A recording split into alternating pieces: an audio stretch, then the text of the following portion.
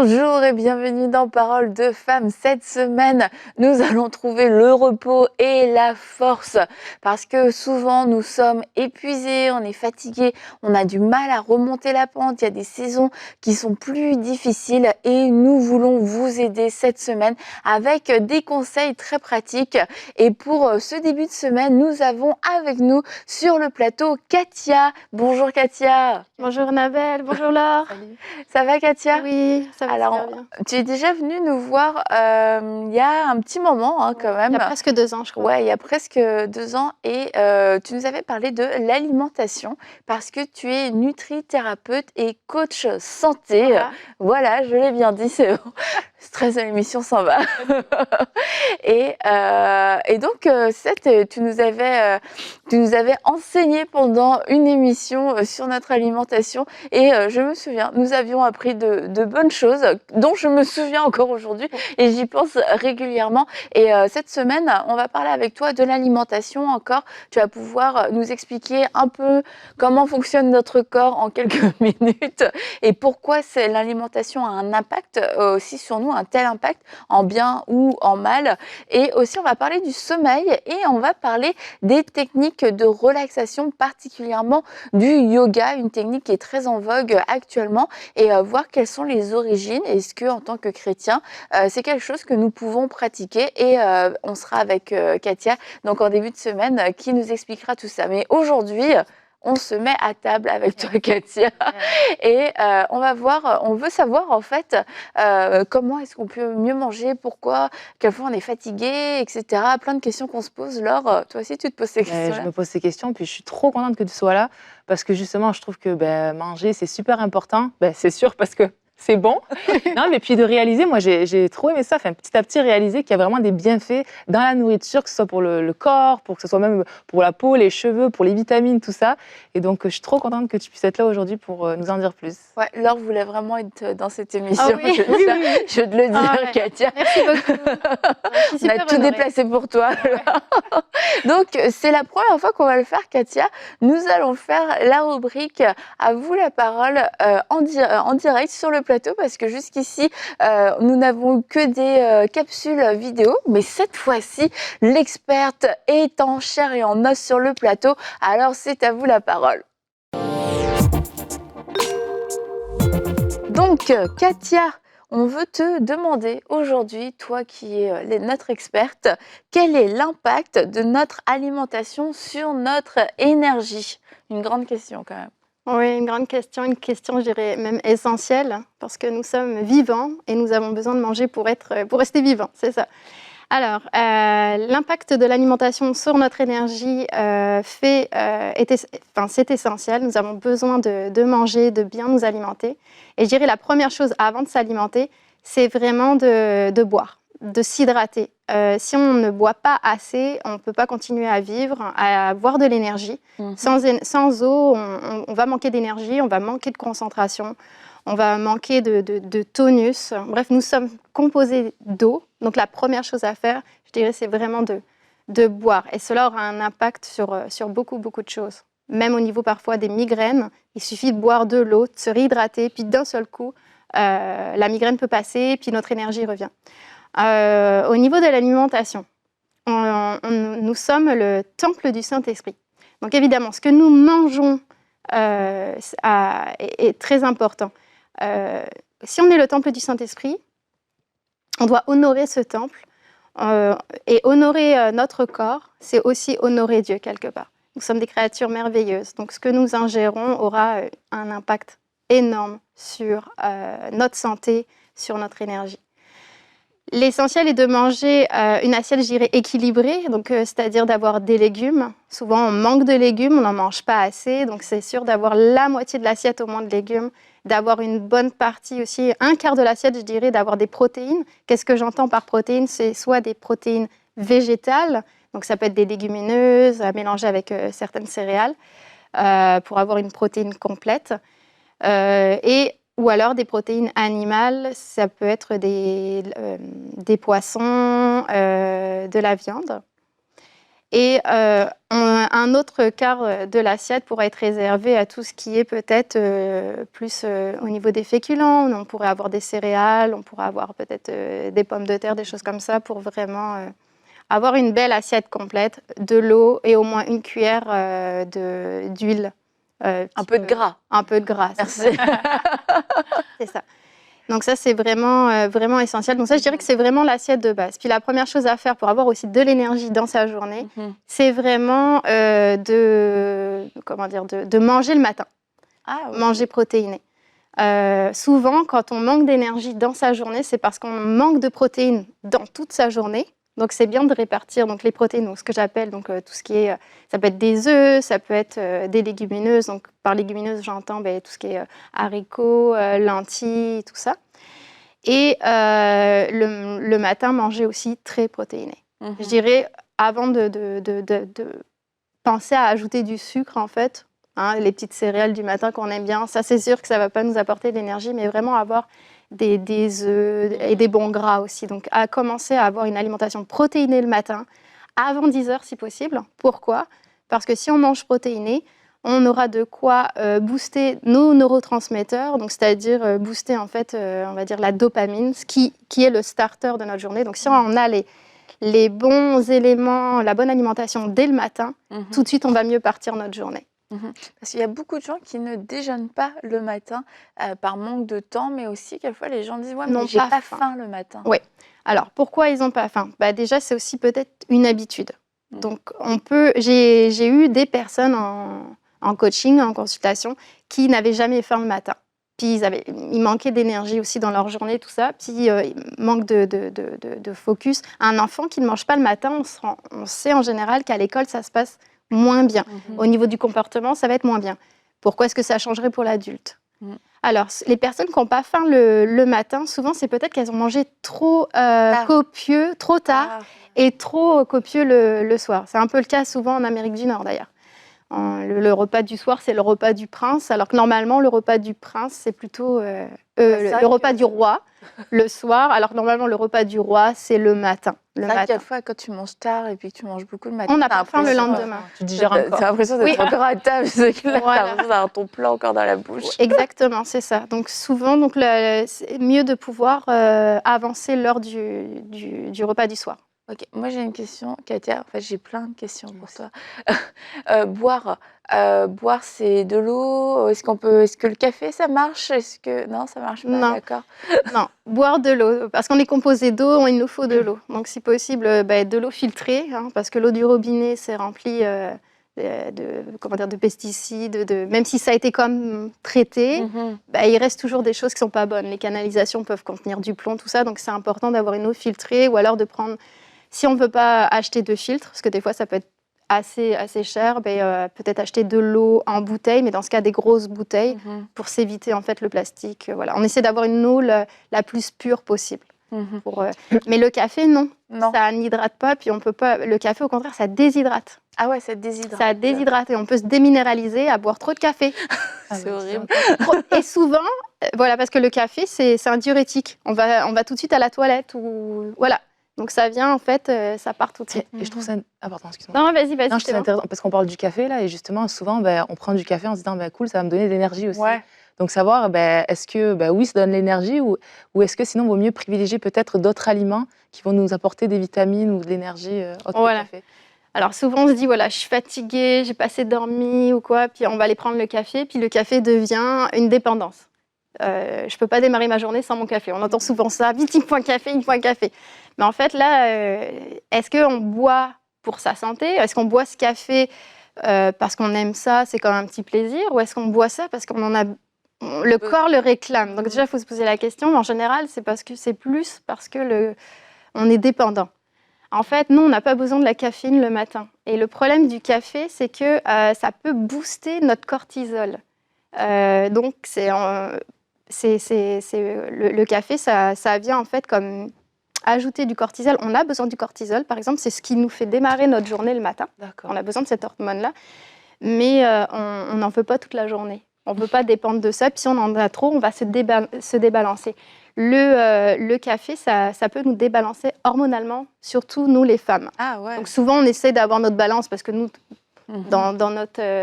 au niveau du, comment dire, Cycle. du cycle, c'est ça, on varie là en fonction. Mhm. Et on veut avoir un équilibre. Et le café, pour ça, ça peut nous débalancer aussi hormonalement. Ah ouais. D'accord. Et voilà, donc normalement, le café, ça devrait être une boisson plaisir, une boisson, j'en bois. Et l'idéal, c'est d'en boire un par jour maximum. Il ne faut pas non plus le voir comme un aliment démoniaque, là, diabolique. Là, non, le café, il y a des antioxydants, il y a quand même des bonnes choses. C'est sûr que c'est mieux de le boire bio, avec éthique, là. Mais donc ça apporte quand même des bonnes choses, mais il ne faut pas en dépendre. Quand tu dis un par jour, c'est une tasse normale? Ouais, une tasse normale, ouais, une tasse normale. Mais si on a besoin du café le matin pour la caféine, c'est qu'il faut se poser des questions. Pourquoi je bois ça? Est-ce que je dors bien là assez ou pas? Enfin, est-ce que j'ai bien mangé le matin aussi? Et du coup, par quoi le remplacer si on veut... c'est ça que tu es en train de dire, mais est-ce Ouais. qu'il y a des éléments spécifiques vraiment qui vont pouvoir booster l'énergie Ouais. Ouais. Déjà, je dirais commencer par s'hydrater. Parce que ça va apporter aussi de l'énergie. Puis manger, comme tout à l'heure, je le disais, les protéines. D'accord. On a besoin de ça, c'est ça qui va Donc booster. tu te promènes constamment avec un bout de poulet dans ta poche, Voilà, là. Comme ça, quand tu as un coup de mou, tu manges un petit Ouais, peu. non, c'est ça. C'est ça, protéines, donc ça peut être des œufs. Mais tu peux pas manger des protéines toute la journée si tu as un coup de mou. Non, mais normalement, si on mange bien à ce repas-là le matin, on va se sentir... S'il n'y a pas de problème de santé ou quoi que ce soit, on va se sentir bien. C'est sûr que les premières journées... Par exemple, si on arrête le café, en général, pendant les 3 premiers jours, on a mal à la tête, on ne se sent pas bien, tout ça. Ça prouve bien qu'il y a une dépendance. Donc, on n'est pas censé en dépendre. Mais donc, on mange bien protéiné le matin et on mange le matin. Et à un moment donné, le corps va se réhabituer en fait, à dépendre plus de l'alimentation qui nourrit, l'alimentation vivante, qui nous rend vivants, qui nous donne de l'énergie.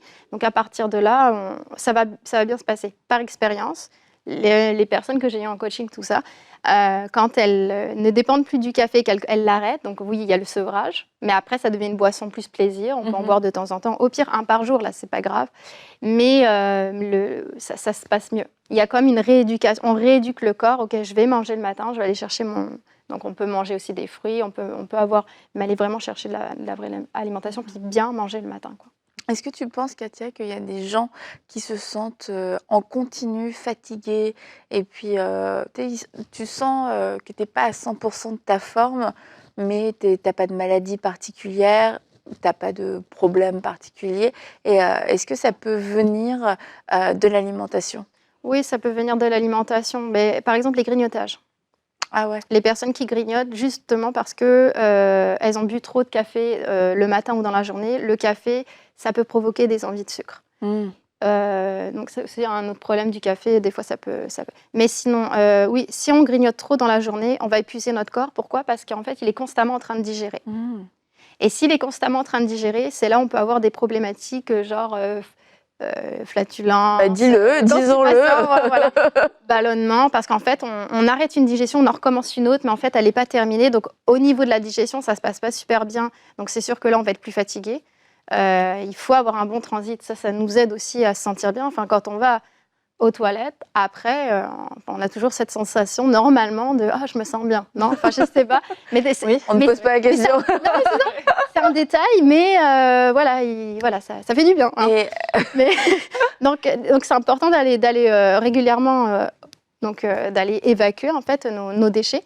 Et le grignotage, en fait, c'est que ça épuise au niveau de la digestion. Puis c'est aussi un appel constant comme du sucre. Ça peut faire varier aussi notre glycémie. Donc ça, c'est plutôt pour les grignotages sucrés. Il y a d'autres personnes, ça va être plutôt les grignotages salés. Mais là aussi, c'est pas bon. Donc, Mais du coup, dans l'idéal, combien de temps de repos on devrait laisser à notre corps entre les prises d'aliments? En moyenne, c'est 3-4 heures. 3-4 heures. C'est-à-dire, on mange le matin, par exemple, à 9 heures ou 8 heures, on va dire 8 heures, par exemple. On n'est pas censé manger avant midi, quoi. Donc, c'est ça. Donc, le but, c'est d'avoir 3 repas par jour, voire 4. L'après-midi, si on a envie de manger quelque chose de sucré, je dirais c'est maintenant qu'il faut aller le chercher. Pourquoi? Parce que manger sucré vers 3-4 heures, on va aller booster l'hormone du bonheur. Donc super si on manque d'énergie, on ne se sent pas bien, puis qu'on a des problèmes de sommeil, mais ça on en parlera plus tard. Mais et ça vient. Ça c'est important. Puis si on a si on mange bien sucré le matin, bien sucré l'après-midi, on va avoir aussi, ça va venir donc comme nourrir, booster tout notre système hormonal, qui fait qu'on va aussi mieux dormir la nuit. Puis si on dort mieux la nuit, on va mieux se réveiller aussi le matin. Donc ça rééquilibre.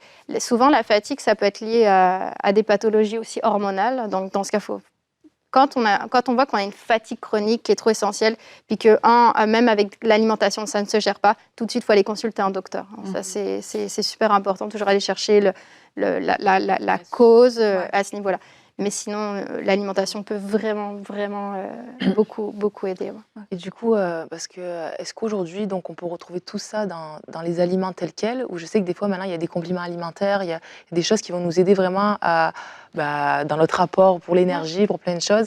Est-ce que, à quel moment on en prend, ou est-ce qu'on n'en prend pas, ou est-ce qu'on peut tout trouver dans le registre de l'alimentation? Oui, c'est une très bonne question. Je dirais avant tout, la base, c'est que Dieu a créé la nourriture, donc allons manger.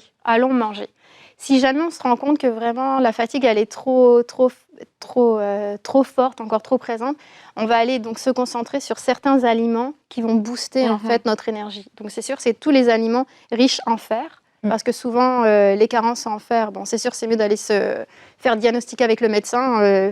Pas d'auto-supplémentation avec le fer, par exemple. On va voir le docteur fait une prise de sang, puis il vérifie.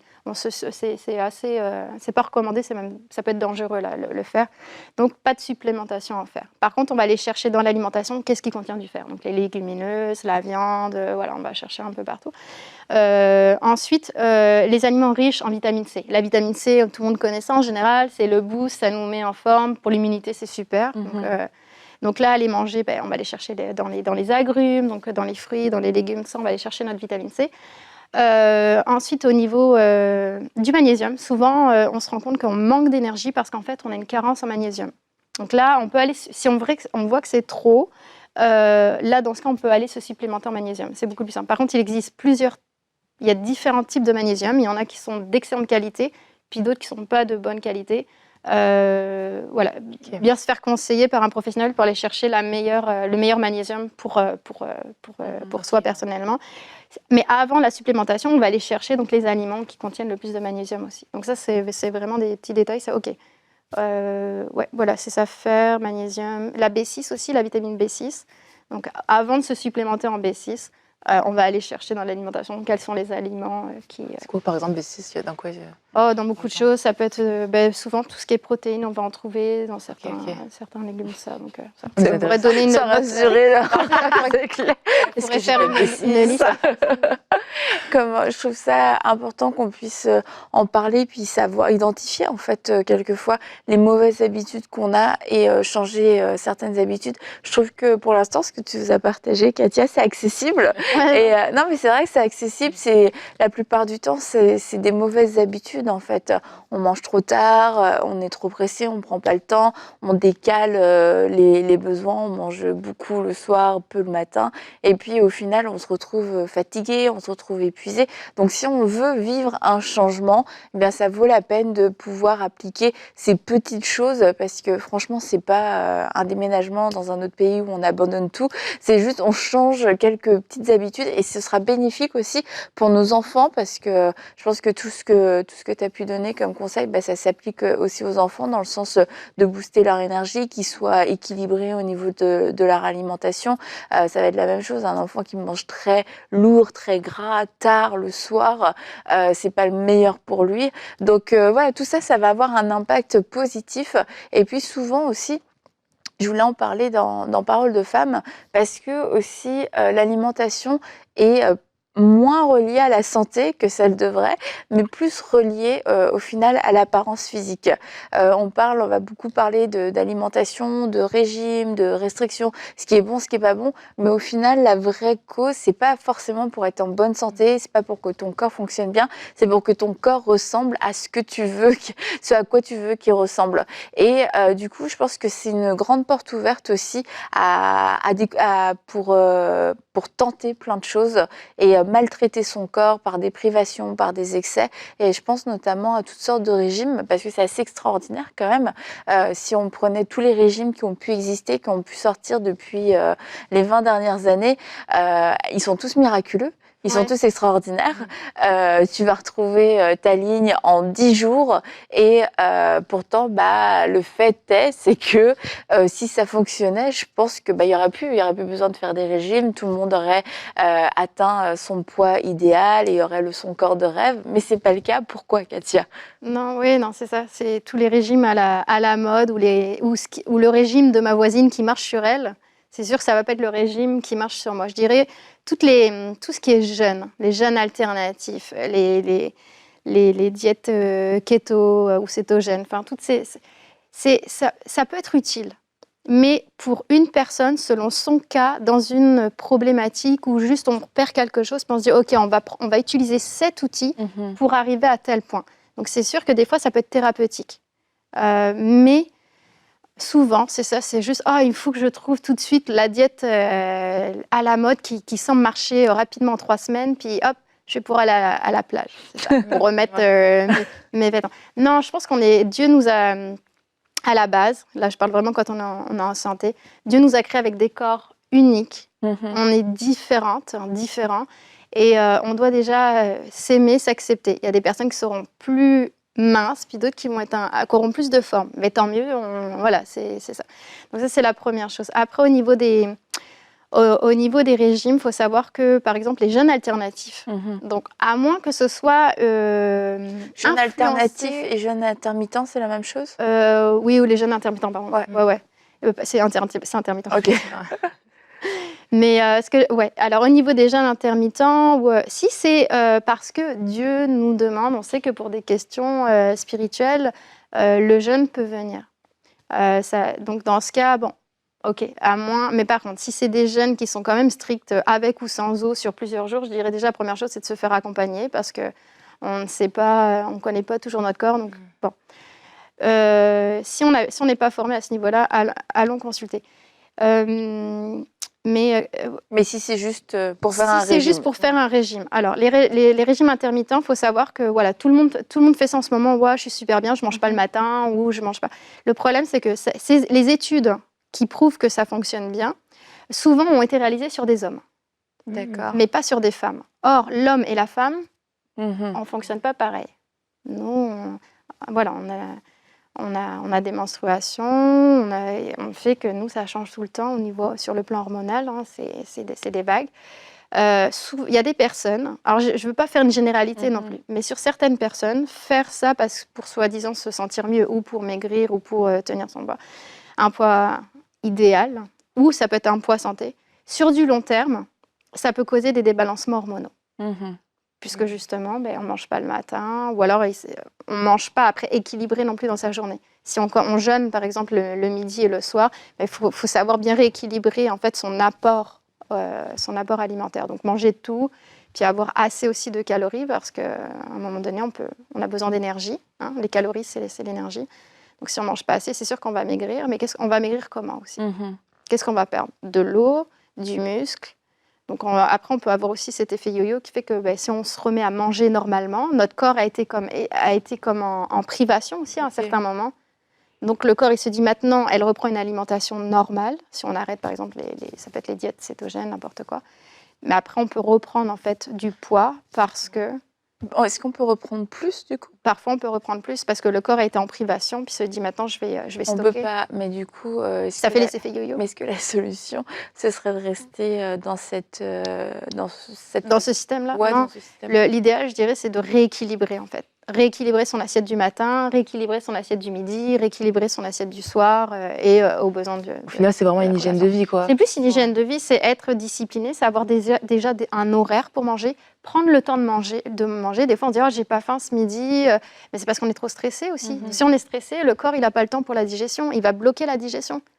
Puisque le corps, il est stressé, il a autre chose à faire, il est en mode survie. Donc quand on est en mode survie, on n'a pas faim, on a l'appétit coupé, c'est automatique. Donc le but, c'est d'essayer de rechercher la paix, d'essayer de se vider, puis d'essayer d'avoir une belle discipline. Je mange le matin, je mange le midi, je mange À l'après-midi. des heures régulières. À des heures régulières. Ça joue. Ça joue énormément, puisque j'aime beaucoup la micronutrition, justement, où on respecte en fait l'horloge biologique. On apporte les éléments dont on a besoin selon aussi un timing précis, donc matin, midi, soir, éventuellement l'après-midi si on a besoin. Et ce que j'aime dans ce que tu dis, c'est ça, selon ce qu'on a besoin, c'est de voir l'alimentation vraiment comme quelque chose qui va nous apporter et pas juste comme je vais manger ou je vais répondre à un désir genre de sucre ou quelque chose, mais non, je vais manger ça parce que ça va venir m'apporter quelque chose.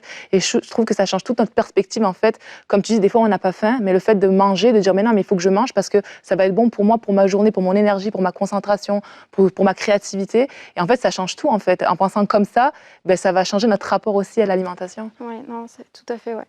Est-ce que c'est vrai que les légumes crus, ça fait gonfler le ventre? Alors pour certaines personnes qui ont... Intéressant comme question. Oui, non, Ah non, mais tu te fais avoir, tu manges des légumes crus, tu te dis c'est bon, là je suis sur... tu crois trop. T'es ballonné comme jamais de ta vie. C'est l'été, je veux le ventre plat pour aller à la plage en fait. Oui, c'est possible. Ça dépend des personnes. Il y a des personnes qui sont plus sensibles au cru, c'est plus difficile à digérer. Ça constipe, non, en plus, non? Ou pas? Certes, tout ce qui est carottes, les carottes, tout ça, ça peut constiper. Okay. Oui, donc c'est plus difficile à digérer. Donc pour certaines personnes qui peut-être peuvent manquer certaines enzymes digestives, oui, ça peut être difficile à digérer et ça peut créer des ballonnements. Oui, c'est possible. Désolée pour vous si c'est votre cas. En revanche, c'est important d'en manger quand même peut-être je dirais le cru, c'est important. Par exemple, d'en manger avant le repas principal. Une sorte d'entrée, on va avoir une petite crudité, ça va nous apporter des enzymes digestifs pour ensuite mieux digérer le reste.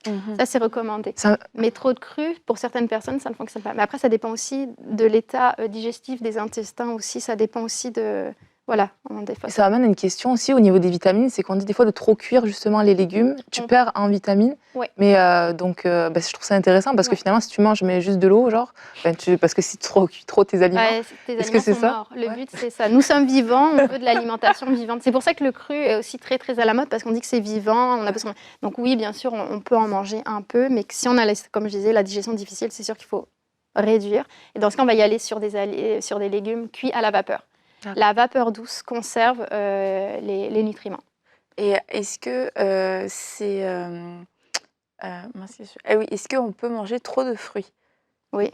Ouais. Oui. Notamment, je pense aux smoothies. Si on en manque, déjà quand on blende, quand on les mixe les fruits, on casse les fibres. Donc c'est sûr qu'au niveau, c'est comme si on buvait beaucoup de sucre, parce qu'on mange une banane. Mais est-ce que on se ferait une banane, des fraises, la prune. Est-ce qu'on se ferait quand on voit la quantité de fruits qu'on se met dans un smoothie, on est au-delà des 5 fruits et légumes recommandés en général. Donc ça fait un apport de sucre énorme. En plus, quand ils sont donc mixés, on perd les fibres aussi. Donc là, ça peut faire aussi des montées de glycémie, quoi.